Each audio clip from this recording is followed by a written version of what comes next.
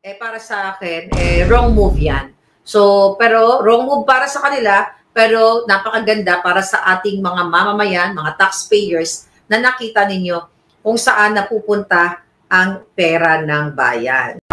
Sa isang Facebook post nitong Huwebes, binalikan ni Pasig City Mayor Vico Soto ang dalawang panayam sa kanyang dating katunggali sa pagkaalkaldeng si Sara Diskaya at kanyang asawang si Pacifico Curly Diskaya II. Bagaman wala siyang tinukoy na pangalan, kasama sa post ni Soto ang screenshot ng interviews sa mga Diskaya ng mga batikang mamamahayag na sina Julius Babaw at Corina Sanchez Rojas. Tanong ni Soto, bago tinanggap ang alok para mag-interview ng kontraktor na pumapasok sa politika, hindi ba naisip ng mga kilalang journalist kung bakit handa umano silang bigyan ng 10 milyong piso para lang sa panayam? Ayan ha po ang pag-usapan natin mga kapatid. Dito ho kasi mukhang naglilinis o naghuhugas kamay itong mga Diskaya. Tinanong ho kasi sila dito sa isang interview sa kanila, bakit o paano sila yumaman? Tinanong po yan ng isang interviewer. Paano sila yumaman? Sumagot naman itong mag-asawang Diskaya na nakalaban nga ni Mayor Vico Soto mga update noong nag-DPWH kami. Hindi ho ba kahiya-hiya yan? Hindi ho ba kahiya-hiya ang mga sinasagot nila? Mantakin mo yun. Di umano magbabayad daw ng 10 milyon itong mga Diskaya para sa interview. Ano po ba ang ipinapalabas nila, mga ka-update? Hindi ho ba paghuhugas kamay iyon? Kasi nabisto nga ang mga top 15 kontraktor na may roong pinakamalalaking flood control project, mga ghost project. Kasama ho ang dalawang kumpanya netong Diskaya. Ano po ang sagot dyan o ang malaking katanungan? Naghuhugas kamay ho ba ang mga Diskaya? Diba? Hindi naman ho magsasalita itong si Vico Soto patungkol sa mga yan kung wala siyang nakikitang mali. Kung hindi ho natin kilala si Mayor Vico Soto mga kabit, si Mayor Vico Soto po, isa siya. Kilalang kilala sa buong mayorista na isa sa mga pinakatapat na naglilingkod sa kanyang bayan. Nanalo ho yan bilang best mayor. Walang kurap. Kaya ngayon mga kabit, nagsasalita siya. Panigurado't panigurado, maniniwala ang taong bayan sa kanya. Siyempre mga kabit, kilala ho yan bilang malinis sa kanyang trabaho. Diba? Tapos, paano paniniwalaan itong mga Diskaya na di umano magbabayad ng 10 milyon sa mga nag-i-interview sa kanila para maghugas kamay ho? Diba? Kahit na anong paikot-ikot natin sa mundo mga kabit, kilala si Mayor Vico Soto bilang malinis sa kanyang trabaho. Nakakaipon ho yan ng pondo sa kanyang pagtatrabaho dyan at nagagamit nila ng maayos sa kanyang nasasakupan. Samantala itong mga Diskaya, itong mga nakalaban na niya, wala ho. Kilala ang kumpanya nila sa mga nambubulsa ng kaban ng bayan. Yan po ang pinagkaiba ng malinis, nagtatrabaho sa nagpapasikat o nagkukugas kamay dyan. Kasi gusto naman nilang maipakita sa bayan na siyempre marami sa ating mga kababayan, mga kabdit, lahat ng nakikita sa balita, pinaniniwalaan ko agad nila. Yan ho ang malaking kamalian mga kabdit. Hindi ho lahat na nakikita natin ay totoo. Totoo po. Hindi ho lahat na nakikita natin ay may kabuluhan o katotohanan. Hindi ho magsasalita yang si Mayor Vico Soto kung alam niyang tama ang ginagawa ng mga Diskaya. Kaya, panigurado't panigurado mga kabit, naguhugas kamay lang ho sila para ipakita na kaya nilang bayaran ang media. Yun po, tumpak tayo dun. pakinggan ho natin ha. Ito ang naging pahayag pa ni Mayor Vico Sotto patungkol sa mag-asawang sangkot sa top 15 contractor na may pinakamalalaking ghost project sa flood control. Sinabi rin ni Sotto na hindi eksaktong halaga ang 10 milyon. Kamakailan lang ay inilabas ni Pangulong Ferdinand Marcos Jr. ang top 15 contractors na may pinakamaraming flood control projects. Ikalawa sa listahan ang Alpha and Omega General Contractor and Development Corporation na pagmamayari ni Sara Diskaya. Dagdag ni Sotto, maaring walang ginawang ilegal ang mga mamamahayag, pero dapat itong ituring na kahiya-hiya at labag sa Code of Ethics. Bagaman pwede umanong magtago sa gray area na hindi ito journalism kundi lifestyle at kailangan ng sponsor, iginiit ng alkalde na nakilala sila bilang broadcast journalists o news personalities, kaya dapat puhunan ang kanilang reputasyon at kredibilidad. At sa ganitong sitwasyon, ang reputasyon at kredibilidad na ito ang pinahihiram umano sa mga corrupt kapalit ng pera. Paalala ni Sotto, systemic ang katiwalian at pinapasok nito ang lahat ng sektor ng lipunan, hindi lang ang pamahalaan. Nanawagan siyang magtulungan para labanan ito. Tumanggi munang magbigay ng karagdagang pahayag si Mayor Sotto. Sa liham kay Sotto na ipinadala sa ABS-CBN News at inilabas sa Rated Corina Facebook page, nanindigan ang mga producer ng shows ni Sanchez Rojas na hindi totoong may ibinayad na 10 milyong piso para sa panayam. Ang mga malisyosong pahayag na sinisira ang reputasyon ng kanilang mga palabas o ni Sanchez Rojas ay maituturing umanong cyber libel. Tiniyak ng producers na sumusunod sa mahigpit na panuntunan ng mga himpilan ang kanilang content. Ang malaking katanungan dyan mga kapatid, may mga umaamin bang reporter na babayaran sila ng 10 milyon? Diba? Ang laking bagay niyan. Aaminin mo ba? Common sense lang ho yan mga kapatid. Natatandaan nyo ba? Itong ano pangalan nito? Yung issue kay Hontivirus, yung 1 milyon. Diba? Bandang huli, umamin. Pero siyempre 1 milyon lang yan eh. O paano kung 10 milyon pa? Talagang tatahimik ka dyan. Corina Sanchez. Hindi ka bayaran, di ba? Hindi ka bayaran, di ba, Corina Sanchez? Oo. Kayo ba, Kapti? Babayaran ka ng 10 milyon ng isang tao. Ipagkakalat mo lang sa taong bayan o sa media na hindi sila magnanakaw. Aamin ka ba? Yan ho ang malaking katanungan dyan. Diba? Paliwanag pa nila, public interest ang basehan sa pagpili ng paksa para sa palabas. Sa kaso ng mag-asawang Diskaya, pinag-uusapan sila. Kaya ang kanilang rags to riches life story ay kwentong sila ang dapat umanong magbahagi at ineri umano ng walang dagdag o bawas. Sinabi rin sa liham na ginawa ang panayam bago ang campaign period para sa halalan 2025. At kung may kasinungalingan sa sinabi ng mga Diskaya, nasa nag-aakusa na umano na tukuyin ito. Handa umanong sumagot ang mga producer kung mayroong tanong si Sotto. Sa kanya namang pahayag sa PEP, pinabulaanan ni Babaw na may 10 milyong pisong ibinigay para sa panayam, na ang layunin lang umano ay ma-inspire ang mga tao sa kwento ng mga Diskaya. Nilinaw ni Babaw na ang naturang panayam ay para sa isang lifestyle feature sa kanyang YouTube channel na tampok ang mga kwento ng tagumpay. Dagdag niya, walang binanggit ang mga Diskaya na papasukin nila ang politika nang mangyari ang panayam. At hindi pa umano lumalabas ang mga issue tungkol sa kanilang mga proyekto sa pamahalaan. Wala pa rin pahayag ang mga Diskaya sa issue. May paalala naman si University of the Philippines Journalism Professor Danilo Araw sa tungkulin ng mga mamamahayag. We should distinguish between advertisements, paid advertisements, and segments. You cannot say that 1 minute I am a personality who can, let's say, endorse certain products. I can be a product endorser 1 minute and the next minute I will be a journalist.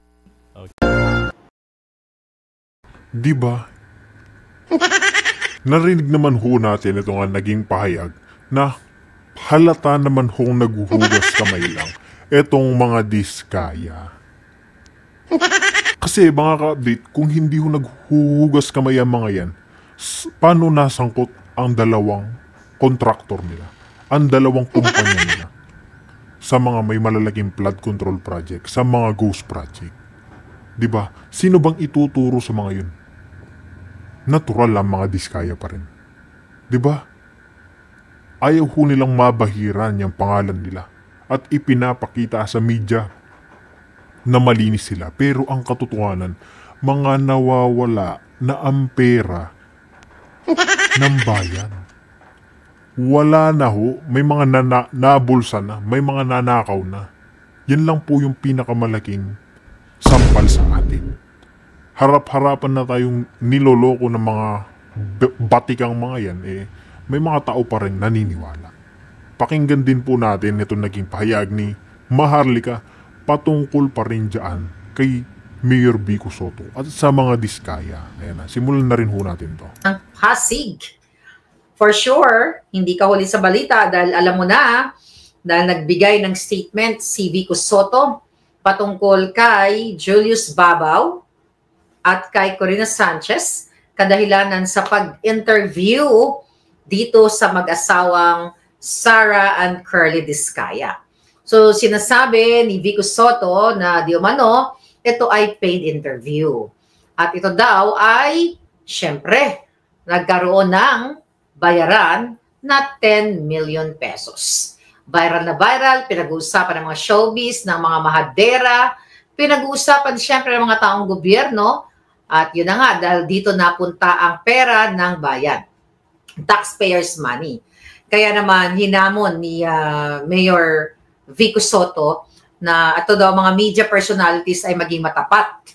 Kaya talagang pinuruhan niya si Julius Babaw, si Corina Sanchez, at talagang binigyan niya ng, limelight, kumbaga, sa kanyang Facebook post at saka sa kanyang mga interview dahil nga itong mga kontratistang mag-asawa na ito na diskaya ay nasasangkot sa maanumalyang bilyon-bilyong kontrata sa gobyerno, sa DPWH at, kumamkam from rags to riches, ika nga, sabi nga ni Julius Babaw, kaya niya feature ito dahil ito ay rags to riches content or life story. Pero, I don't know kung sinong puting ahas ni Vico Sotto na sinasabi niya na nagkaroon daw ng 10 million pesos na bayaran. Okay? Nakabayaran para bigyan ng airtime etong mag-asawa prior to the election 2025. Kasi nga, tumakbo bilang mayor itong si Diskaya at natalo itong nakaraang eleksyon.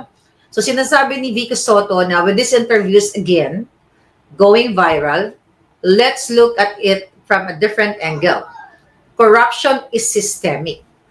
It permeates into every sector of society, not just government. But we can slowly but surely break this cycle if more and more of us consistently do our part. One step at a time. Talagang malala na ang korupsyon at syempre, kung sinasabi niya dito, itong klaseng interview na ito ay viral na nga at kung tinotolerate, ng mga interviewer o ng mga media, ang korupsyon, which is systemic sa ating bayan, malupit. Talagang lubog na lubog ang Pilipinas para sa akin, which is hindi lang para sa akin, para sa inyo, na talagang nakikipagsabwatan silang lahat. Sinabi pa ni Vico Sotto na hindi daw kailangang illegal para masabi itong ginawa nilang interview, as shameful at violative of the spirit daw ng journalistic ethics or media ethics. Siyempre, ang ate ko rin ninyo ay denial to death. Wala namang umaamin na magnanakaw sa kanyang kasalanan, pero siyempre, dahil pinangalanan siya, kahit sinong magnanakaw, wala nga amin. But let's give Corina Sanchez the benefit of the doubt dahil may statement ang kanyang team, ang kanyang Corina team at Rated K team. So sinasabi ng team niya, ng kanyang mga executive producers na sina Ferdy Dugay at Catherine Torres Lulu na there is no such thing as 10 million placement for an interview. And may mga fake features daw, pero ito daw ay transparent, dumadaan sa network procedures, at may official receipts. Sinabi pa nila ng team ni Corina na ang episode ng mga Diskaya ay simpleng rags to riches. Human interest features or feature, hindi investigative piece at walang labis o kulang. So lahat daw ay based on the production standard. So ayon sa team ni Corina, ito daw ay cyber libel ang ginawa ni Vico Sotto. Dahil mga kababayan, yung pagbibenta daw ng kredibilidad kapalit ng pera na hindi naman wala namang katotohanan, ito daw ay cyber libel. So tingnan natin kung magbabakbakan ba sila sa korte, dahil pareho naman silang capable mag-file ng case to each other. So, yun. Kaya sinabi din ng team ni Corina Sanchez na lahat daw ng interview ng mga candidate features ay tinanggal na mula sa kanilang official na platforms after daw nung, ng election. Then, syempre, ayaw din pakabog ni Julius Babaw dahil nakita talaga natin, nakita nyo yan, i-play natin muna yan saglit. Yan, mga luxury cars. Yan, although napakita na natin yan kanina. So, yan mga kababayan, ay pumalag din dyan si Julius Babaw. Pero kung titignan mo, mga luxury cars yan, ayan, pinagyabang dyan, ng bonggang-bongga ng mag-asawang Diskaya. So, ang sabi ni Julius Babaw, wala daw 10 million na bayaran o binigay para sa interview na yan. Sinasabi niya nga, lifestyle feature lang, nakatutok lang daw sa mga personal success story ng mga Diskaya, love life, yung kabataan nila. So, during that time, wala pa daw balak na tumakbo sa politika itong si Sara Diskaya. At sinabi ni Julius na yung interview na yan, bago pa daw talaga yan in-announce yung kandidatura ni Curly at ni Sara Diskaya. At wala daw mga pending issue na nakalink sa kanilang government projects nung time na yan. So yan nga, mga kababayan, tingnan natin kung anong mangyayari dyan. Kita nyo talagang sobrang luxurious yung naging buhay ng mag-asawang yan after within 5 years na nakakuha ng mga kontrata sa government. So, galit na galit ang mga netizens tayo, na nakita natin yung mga ganyang luxurious thing na yan. Ayan, nakita mo? Pinagyabang nila yung mga sasakyan nila. So, diba?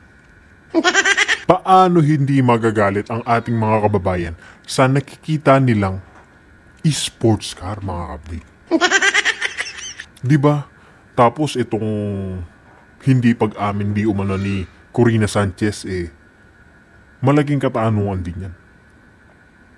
10M ba ang binayad, Corina Sanchez? Tanong lang. Ang daming sasakit na magagara niya, Saan ba galing? Kontraktor sa mga naging pagdikit nila sa gobyerno. Mantakin po ninyo yun, mga ka-update. Bilyon. Panigurado, bilyon ang kinikita ng mga yan. Tapos sa 10 milyon lang, pag kakaitan ka pa ba? Imposible yun. Syempre, naloka kayo, di ba? At kung totoo yan, na paid placement yan, paid interview yan, talaga naman itong dalawang broadcaster na ito ay naging kasangkapan naging kasangkapan sa kahirapan ng mga mamamayan dahil imbis na yung mga pera niyan ay napunta nga sa mga proyekto na para mapakinabangan ng taong bayan, ayan, napunta daw di umano sa kanila at syempre ito ay nakakasira ng credibility ng mga media. Ano ba bang makakasira? Halos lahat naman ng media dyan ay sira. Di ba? Wala namang, may mga malilinis naman in fairness, di ba? So, ang question lang natin, mayroon bang basis ng cyber libel itong ginawa ni Vico Sotto? So, sino ba ang tama sa kanila? Si Vico na nag-expose o si Julius Babaw at saka si Corina na kumbaga ginawa silang kasangkapan para sa interview na yon? Well, kung wala silang parang for the views lang sila or for profit, di ba? Kasi kung, let's say, I just don't know, kung mayroong binigay ba sa kanila 10 million o kung wala naman, siguro dahil alam mo naman ang mga reporter ngayon, mga broadcaster, nakikipag-contest sila sa mga vloggers like us. Dahil nga ang mundo natin ngayon ay nasa digital media na, digital age na. So, kung nagpa-interview man ito, for viewers, siguro. Pero kung mapatunayan o mayroong puting ahas itong si Vico Sotto na nagkabargayan talaga ng 10 million, isang isang angulo yun na kaabang-abang. So, anong comment niyo dyan? Mag-comment kayo, ano ang iyong suggestion, ano yung pakiramdam na nakikita ninyo itong, mag-asawang yan na mga mukhang shongabels naman at ipinagyabang pa yung kanilang anomalya dyan sa mga YouTube channel na yan, para sa akin, wrong move yan. So, pero wrong move para sa kanila, pero napakaganda para sa ating mga mamamayan, mga taxpayers, na nakita ninyo kung saan napupunta ang pera ng bayan.